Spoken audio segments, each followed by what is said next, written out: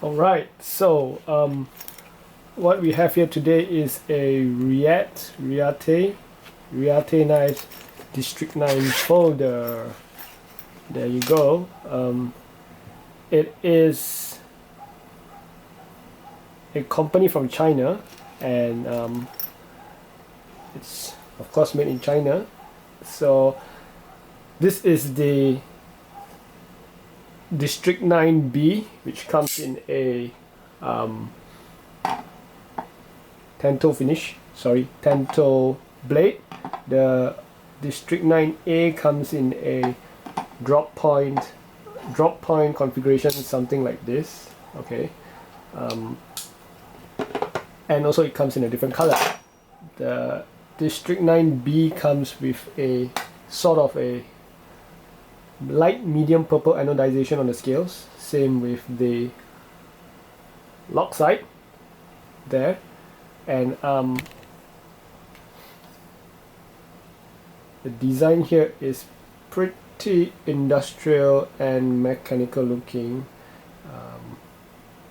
Very nice and beefy knife, fits perfectly in my hand. I wear a size M glove, and so it has one groove drilled into the front of the scale, very similar to the, what do you call this, Quayback, although it has two grooves, but yeah, it's still a groove. And on the back you can see kind of a lot going on the back, but we'll get to that soon. The handles are made of titanium, back spacer and pocket clip titanium as well. Flipping action is very fast and hard.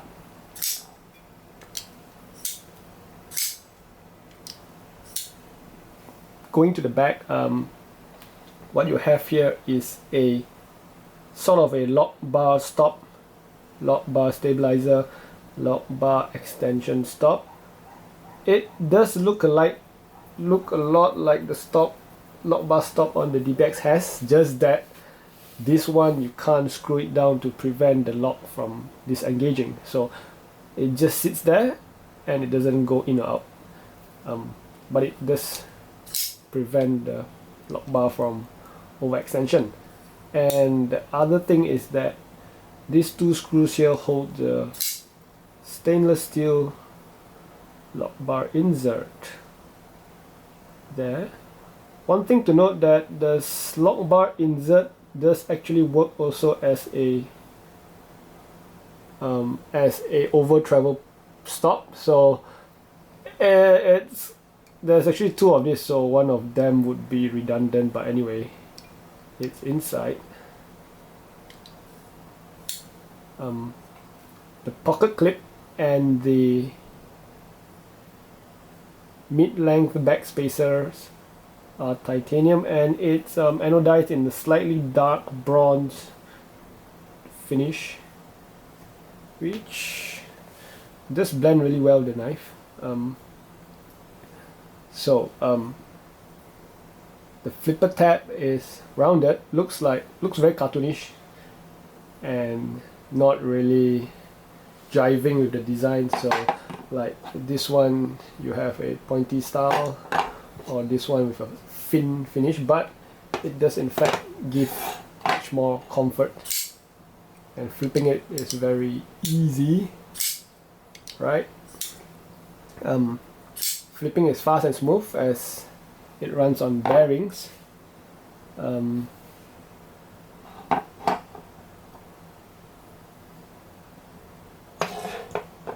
So let's talk about the blade. It's S35VN, and it has a sort of a weird tanto, as the tanto grind is sort of very positioned on the front as opposed to regular tantos, which comes here and goes out. So it looks different, looks like a whale because of the height, but I guess it works. It's really sharp.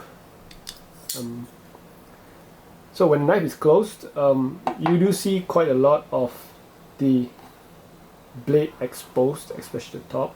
So what I would prefer is that the top was sort of grinded off to, you know, sit lower, then the blade would sort of look more aggressive, or, you know, not as fat. But I guess it sort of fits the whole fat look of the knife.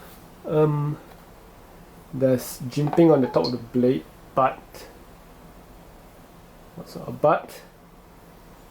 the jimping is kind of fine and it doesn't match the jimping on the scale, so it sort of has a mismatch look to it, which I prefer if there would have you know, bigger or rougher jimping on the top.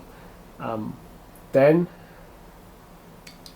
another gripe I have with this knife is that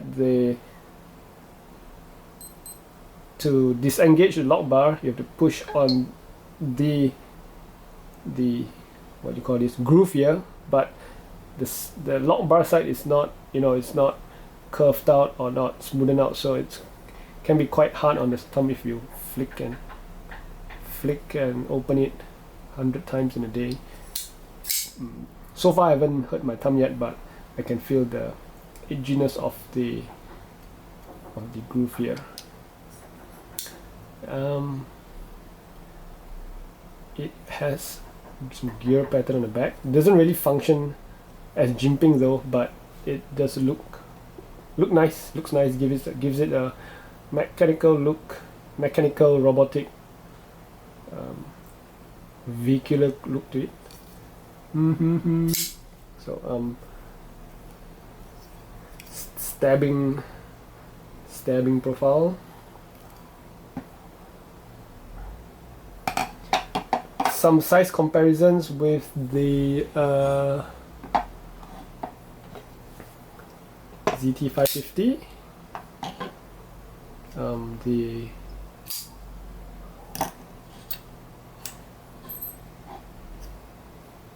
Paramilitary 2,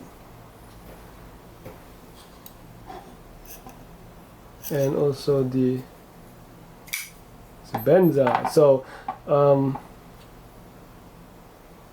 it's, the length of it is pretty similar to the Zabenza, but the thickness of it is not. So it is thicker than a Zabenza,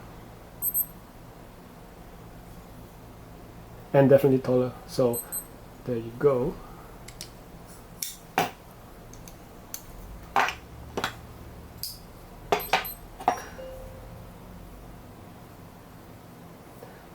One thing I hate about this knife is the pocket clip, because it doesn't, the design doesn't suck, just that the positioning of it is really bad.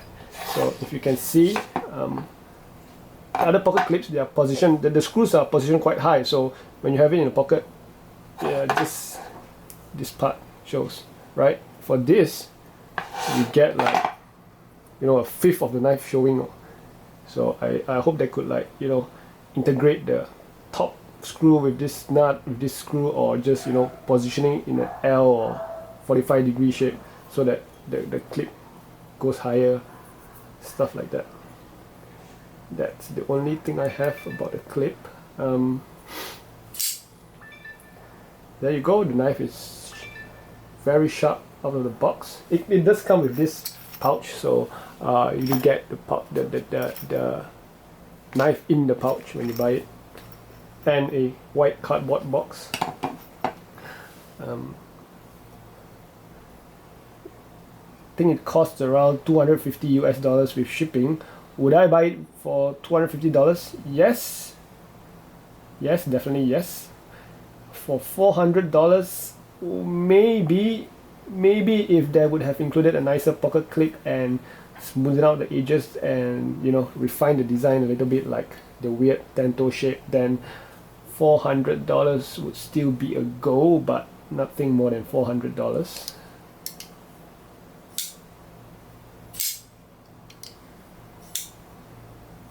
There you go.